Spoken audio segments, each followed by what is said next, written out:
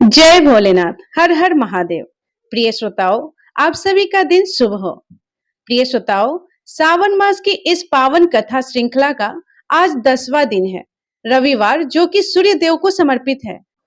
आज हम श्रद्धा और भक्ति से ध्यान करते हैं भगवान शिव के सूर्येश्वर रूप को, जो स्वयं तेजस्वी प्रकाश और आत्मज्ञान के प्रतीक है। उनके साथ साथ माता पार्वती और सप्ताश्रु रथ पर आरूढ़ भगवान सूर्य को भी हम आज प्रणाम करते हैं। आज की प्रार्थना है, हे सुरेश्वर महादेव, हमारे भीतर आत्म प्रकाश, निर्भयता और सच्चे ज्ञान की ज्योति जलाए। हे माँ पार्वती, हमें ऐसी भक्ति दे जो तप और सेवा से पूरित हो। हे सूर्य देव, हमारे जीवन में अंधकार, रोग और बाधाएं दूर करे और आरोग्य, उत्साह और समृद्धि प्रदान करे। यदि हमारी आराधना में कोई त्रुटि रह गई हो तो हे प्रभु, उसे क्षमा करें और अपनी कृपा दृष्टि से हमें आलोकित करें।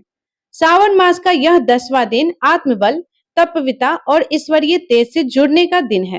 प्रिय श्रोताओं, आप सभी से निवेदन है कि इस पावन कथा श्रृंखला में अंत तक जुड़े रहे। सभी प्रेम से बोलिए हर हर महादेव, जय सूर्यदेव। अब सुनिए आज की कथा। इससे पहले के अध्याय में आपने भगवान कपर्दी की कथा सुनी थी। आगे महादेव जी कहते हैं कि महादेवी कपर्दी का पूजन करने के बाद मनुष्य केदार लिंग के समीप जाए। कपर्दी के अग्निकोण में भीमेश्वर के समीप केदारेश्वर नामक स्वयंभू लिंग स्थित है। वह कल्प पर्यटन स्थित रहने वाला लिंग मुझे बहुत ही प्रिय है। उस महाप्रकाशमय लिंग को वृद्धि लिंग भी कहते हैं। देवी स्वयं मैंने भी उनकी पूजा की थी। जो चतुर्दशी अर्थात शिवरात्रि को वहां निराहार रहकर जागरण करता है, उसे सनातन लोक प्राप्त होते हैं। प्राचीन युग में केदारेश्वर का नाम रुद्रेश्वर था। इस कलयुग में मिलेच्छों को स्पर्श भय से केदार जी समुद्र के समीप इसी लिंग में लीन हो गए, इसीलिए इसका नाम केदार हो गया। जो मनुष्य आहार को जीतकर माघ मास में रुद्रेश के दक्षिण भाग में 10 धनुष की दूरी पर समुद्र में स्थित पदकेतु नामक महाकुंड में स्नान कर विधि पूर्वक रुद्रदेव की पूजा करेगा, उसे केदार यात्रा का पूर्ण फल प्राप्त होगा। उनके पूजन से ब्रह्म हत्या आदि महापापों का नाश हो जाता है। प्राचीन काल में शशि बिंदु नाम से विख्यात एक चक्रवर्ती राजा थे। उनके पवित्रता पत्नी उन्हें प्राणों से भी अधिक प्रिय थी और राजा के पास एक सुंदर सोने से बना हुआ आकाशगामी विमान था, जिसके द्वारा वे अपनी इच्छा के अनुसार संपूर्ण लोकों में घूमते रहते थे। एक समय फागुन कृष्ण पक्ष की चतुर्दशी का पर्व आने पर राजा शशिव बिंदु उत्तम प्रभास क्षेत्र में आए। वहां उन्होंने बहुत से महर्षियों को देखा, जो जप में और होम में तत्पर होकर रात्रि में जागरण करने के लिए श्री सोमनाथ जी के सम्मुख बैठे हुए थे। राजा ने भी सोमनाथ जी का दर्शन और प्रणाम करके विधि पूर्वक पूजन किया और फिर क्रमशः भक्ति भाव से उन सभी ऋषि मुनियों का स्वागत सत्कार करके वे केदार लिंग के पास चले गए। वहां विचित्र पुष्प मालाओं, नैवेद्यों तथा मनोहर वस्त्र आभूषणों से केदारेश्वर की पूजा की और वहीं एकाग्रचित होकर जागरण किया। तब वे सब मुनि कौतूहल वर्ष राजा के समीप गए और इस प्रकार बोले, राजन, तुम सोमेश्वर देव को छोड़कर केदार जी के आगे जो जागरण और पूजन कर रहे हो, इसका क्या कारण है? तब राजा ने कहा, विप्रवरों, आप लोग सुनिए, यह मेरे पूर्व जन्म के वृतांत है। पहले जन्म में मैं ब्राह्मणों की पूजा करने वाला शूद्र था। मेरे जन्मभूमि सौराष्ट्र देश में थी। एक समय वहां भयंकर अनावृष्टि हुई, अर्थात अकाल पड़ गया। उस समय मैं भूख से व्याकुल होकर प्रभास क्षेत्र में चला गया।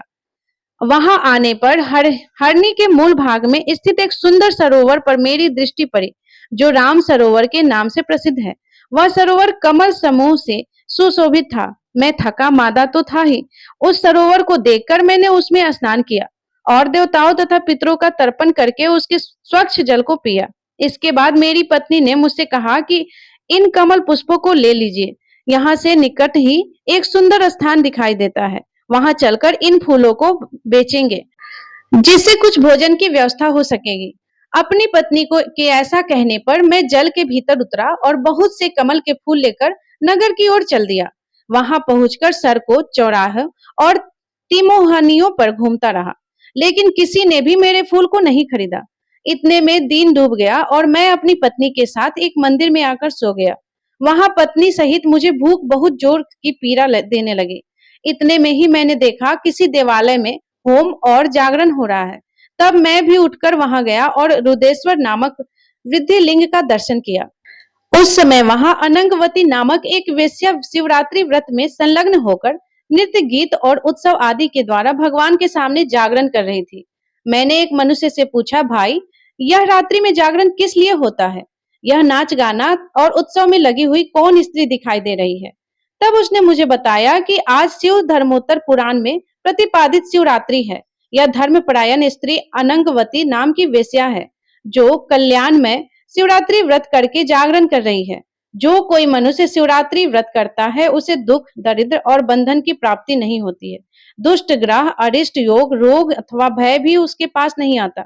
वह उत्तम कुल में उत्पन्न हो, सुख और सौभाग्य से युक्त होता है, तेजस्वी, यशस्वी तथा पूर्णतः कल्याण का भागी होता है। उस मनुष्य की बात सुनकर मेरे मन में भी वह व्रत करने का निश्चित विचार हुआ। मैंने सोचा, अन्न का अभाव होने के कारण उपवास तो मुझे विवश होकर करना ही है। इसलिए क्षार समुद्र पदक तीर्थ में स्नान करके इन कमल के फूलों से अब मैं भगवान महेश्वर की पूजा करूं। तब मैंने अपनी पत्नी सहित स्नान करके भक्ति भाव से कमल के फूलों द्वारा भगवान रुद्रेश्वर का पूजन किया। पत्नी के साथ रात भर वहां जागता रहा। सवेरे होने पर वेश्या ने मुझसे कहा, अपने फूलों का मूल्य 3 भर सोना ले लो। किंतु मैंने सात्विक भाव का आश्रय लेकर उसका दिया हुआ मूल्य स्वीकार नहीं किया। अब मैं भिक्षा मांगकर अपना जीवन निर्वाह करने लगा। बहुत समय के बाद मेरी मृत्यु हो गई। उस समय यह मेरी प्राण पत्नी मेरे शरीर को लेकर चिता की आग में प्रवेश कर गई। उस पूजन और जागरण के प्रभाव से मैं पूर्व जन्म की बातों को स्मरण रखने वाला चक्रवर्ती राजा हुआ। एक बार संयोगवश मैंने यह व्रत किया था, जिसका यह महान फल मुझे मिला। अब मैं भक्ति भाव से यथावत सामग्री के साथ जो इस व्रत का पालन करता हूँ, इसका भविष्य में क्या फल होगा यह मैं नहीं जानता। यह सुनकर उन ब्राह्मणों के नेत्र आश्चर्य से खिल उठे। फिर उन्होंने साधु साधु कहकर राजा की भरी प्रशंसा की। उन्होंने स्वयंभू लिंग का पूजन किया। राजा सचिव बिंदु उस केदार लिंग के प्रसाद से देव दुर्लभ उत्तम सिद्धि को प्राप्त हुए। अनंगवती वेश्या शिवरात्रि व्रत तथा केदार लिंग के प्रभाव से रंभा नाम की अप्सरा हुई। इसलिए जो विद्वान पुरुष धर्म, अर्थ, काम और मोक्ष की इच्छा रखता हो, उसे प्रयत्न पूर्वक उक्त शिवलिंग का पूजन करना चाहिए। जय भोलेनाथ। सावन मास महात्म्य की कथा में आज इतना ही। अब सुनिए भगवान शिव के दिव्य ज्योतिर्लिंग की कथा। स्वयंभू शिव शंकर के हमारे देश में 12 पवित्र ज्योतिर्लिंग स्थापित है। इन्हें प्रकाश लिंग भी कहा जाता है और इनमें से सबसे पहला ज्योतिर्लिंग गुजरात के कठियावाड़ में स्थापित किया गया था, जिसका नाम सोमनाथ ज्योतिर्लिंग है और इसे इस पृथ्वी का सबसे पहला ज्योतिर्लिंग भी माना गया है। शिव पुराण के अनुसार जब प्रजापति दक्ष ने चंद्रमा को क्षय रोग से ग्रस्त होने का श्राप दिया था, तब चंद्रमा ने इसी स्थान पर आकर तप किया था, जिससे चंद्रमा को इस श्राप से मुक्ति मिली थी और उन्हें अपना दिव्य रूप फिर से प्राप्त हुआ था।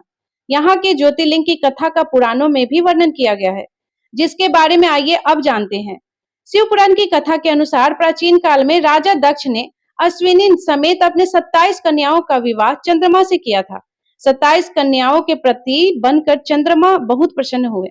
कन्याएं भी चंद्रमा को वर के रूप में पाकर बड़ी प्रसन्न थी, लेकिन उनकी यह प्रसन्नता बहुत ज्यादा दिनों तक नहीं रह सकी, क्योंकि कुछ दिनों के बाद चंद्रमा उनमें से एक रोहिणी पर सबसे ज्यादा मोहित हो गए। यह बात जब प्रजापति राजा दक्ष को पता चली तो पहले तो वह चंद्रमा को समझाने गए। चंद्रमा ने भी उनकी बातें सुनी, लेकिन कुछ दिनों के बाद फिर से रोहिणी पर उनकी आसक्ति और ज्यादा तीव्र हो गई और उनका मन और भी ज्यादा रोहिणी की तरफ मोहित होने लगा। जब चंद्रमा की अन्य पत्नियों ने फिर से यह बात अपने पिता प्रजापति दक्ष को बताई और जब राजा दक्ष को यह बातें फिर से पता चली, तो वह गुस्से में चंद्रमा के पास गए।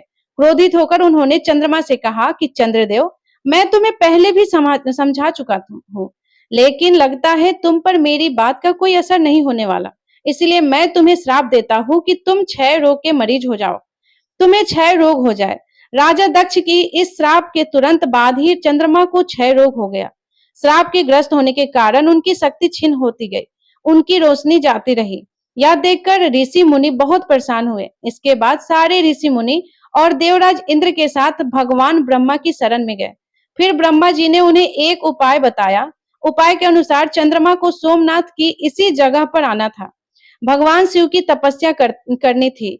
कठिन तपस्या के बाद ब्रह्मा जी के अनुसार भगवान शिव प्रकट होते हैं और वह प्रजापति दक्ष के श्राप से ही चंद्रमा को मुक्ति दिला दे सकते हैं। तब श्री ब्रह्मा जी के अनुसार उनकी बातें मानकर चंद्रमा इस जगह पर आए। भगवान वृषभ ध्वज का महामृत्युंजय मंत्र से उन्होंने पूजन किया। फिर 6 महीने तक भगवान शिव की कठोर तपस्या करते रहे, इतनी तपस्या कि उन्हें अपनी सुध बुध भी नहीं रही।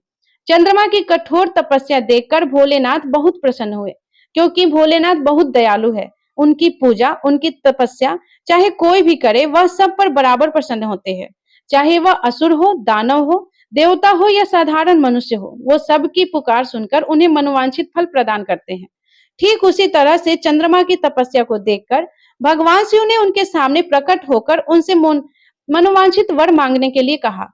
चंद्रमा ने उन्हें सामने देखा तो प्रणाम करते हुए कहा, हे भगवान, अगर आप प्रसन्न हैं तो मुझे इस क्षय रोग से मुक्ति दे दीजिए और मेरे सारे अपराधों को भी क्षमा कर दीजिए।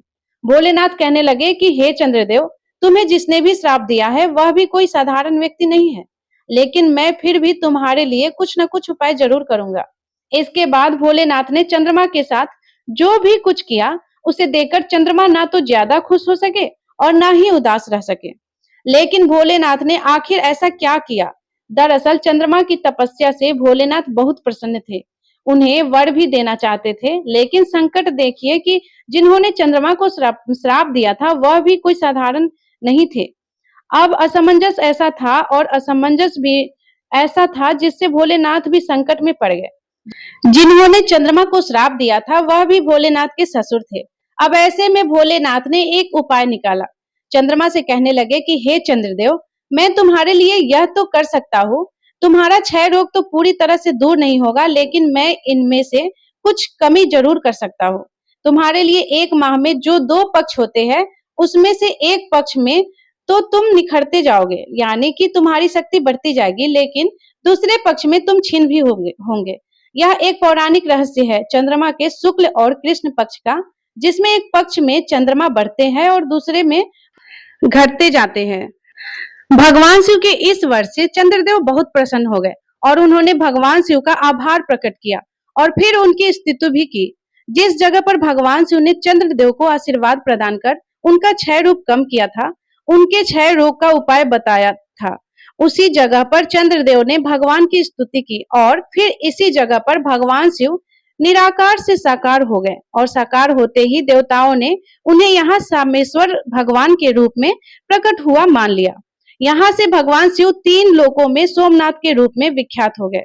जब भोलेनाथ सोमनाथ के रूप में यहाँ स्थापित हो गए तो देवताओं ने भी उनकी पूजा की, साथ ही चंद्रमा को भी नमस्कार किया, क्योंकि चंद्रमा के कारण ही भगवान शिव का यह स्वरूप इस जगह पर उपस्थित था। समय गुजरा, इस जगह की पवित्रता बढ़ती गई। शिव पुराण में ऐसा वर्णन भी मिलता है कि जब भगवान शिव सोमनाथ के रूप में यहाँ निवास करने लगे तो देवताओं ने यहाँ एक कुंड की भी स्थापना की। उस कुंड का नाम रखा गया सोमनाथ कुंड। कहते हैं कि कुंड में भगवान शिव और श्री ब्रह्मा जी का साक्षात वास है, इसीलिए जो कोई भी उस कुंड में स्नान करता है उसके सारे पाप धुल जाते हैं और उसे हर तरह के रोगों से भी मुक्ति मिल जाती है। असाध्य से असाध्य रोग भी इस कुंड में स्नान करने के बाद समाप्त हो जाता है। इसीलिए एक विधि से जिसे मानना पड़ता है। अगर कोई व्यक्ति छह रोग से ग्रसित है तो उसे उस कुंड में लगातार 6 मास तक स्नान करना होगा। तो यह है महिमा सोमनाथ ज्योतिर्लिंग की। कहते हैं कि इस तीर्थ पर आकर आपके मन में जो भी इच्छा है, जो भी मुरादें हैं, वह जरूर पूरी होती है। अगर जीवन में कभी यह शुभ अवसर मिले तो आप भगवान शिव के सभी 12 दिव्य ज्योतिर्लिंगों के दर्शन कर सके तो जरूर करने चाहिए। जो भक्त किसी कारण से दर्शन करने में असमर्थ है, अगर सच्चे मन से भगवान शिव का पूजन करके मन ही मन इन ज्योतिर्लिंगों का ध्यान करते हैं तो उन्हें भी दर्शन करने का पुण्य प्राप्त होता है। जय भोलेनाथ। आज की कथा की बस इतना ही। इसके आगे का वृतांत आप सभी कल के अध्याय में सुनिएगा। तो प्रिय श्रोताओं, ये थी सावन मास महात्म्य की अध्याय कथा 10। यदि आपको ये कथा पसंद आई हो तो इस वीडियो को लाइक जरूर कीजिएगा और अपने दोस्तों के साथ अवश्य शेयर कीजिएगा और कमेंट में हर हर महादेव अवश्य लिखिएगा। और यदि आप चैनल पे नए हैं तो चैनल को सब्सक्राइब करना ना भूलें। धन्यवाद। जय शिव शंभू।